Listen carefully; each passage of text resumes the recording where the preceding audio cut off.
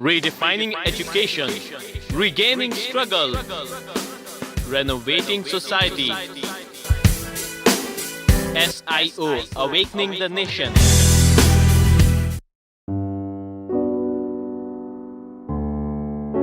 औज़ुबिल्लाहिमिनश्शैतानिर्रजीम बिस्मिल्लाहिर्रहमानिर्रहीम।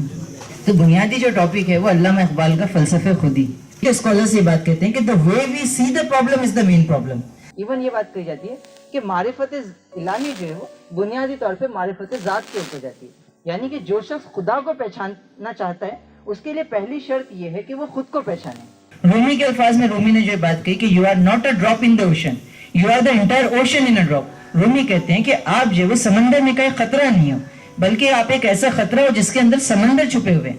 कि खुदी का कितनी ज्यादा इंपॉर्टेंस अल्लामा इकबाल देते हैं। अल्लामा इकबाल कहते हैं कि खुदी की जलवतों में मुस्तफ़ाई, खुदी की खुलवतों में किबरियाई, जमीन व आसमां व कुर्सी अर्श, खुदी की जद में है सारी खुदाई। तो खुदी असलन जो वो एक ऐसा रियलाइजेशन प्रोसेस का नाम है जिसके बाद आप जो खलीफा की जिम्मेदारी को अदा करने के काबिल होते हैं। नूर तजल्ली भी इसी खाक में पिन्हा, गाफिल तो निरा साहिब अदराक नहीं है।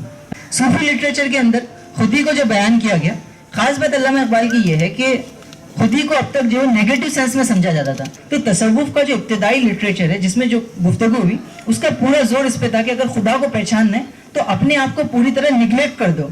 अल्लामा इकबाल ने उसका पूरा रिवर्स किया और अल्लामा इकबाल ने कहा कि अगर खुदा को पहचानना है तो सबसे पहले अपने आप को पहचानने का प्रोसेस क्या करो, शुरू करो। इस चीज को अल्लामा इकबाल ने बयान किया। हदीस में भी ये बात आती है कि अल्लाह के रसूल सल्लल्लाहु अलैहि वसल्लम ने फरमाया, अरफा नफ्सहु फक़द अरफा रब्बा, कि जिस शख्स ने अपने नफ्स को पहचाना उसने खुदा को पहचाना। कि कोई अंदाजा कर सकता है उसके जोरे बाजू का, निगाह मर्द मोमिन से बदल जाती है तकदीरें।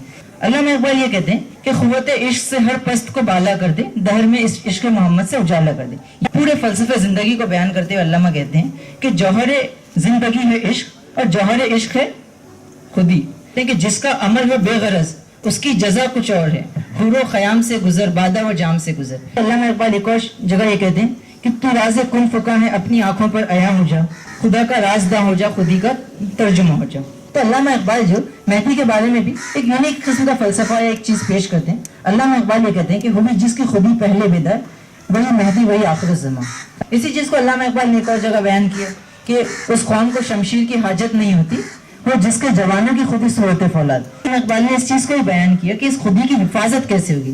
तो अल्लामा इकबाल कहते हैं कि खुदी की जो हिफाजत होगी वो क्या, गरीबी में निगहबानी। और जब अमीरी आपके पास हो तो आपको क्या करना पड़ेगा, अपनी ख्वाहिशात पे कंट्रोल करना पड़ेगा।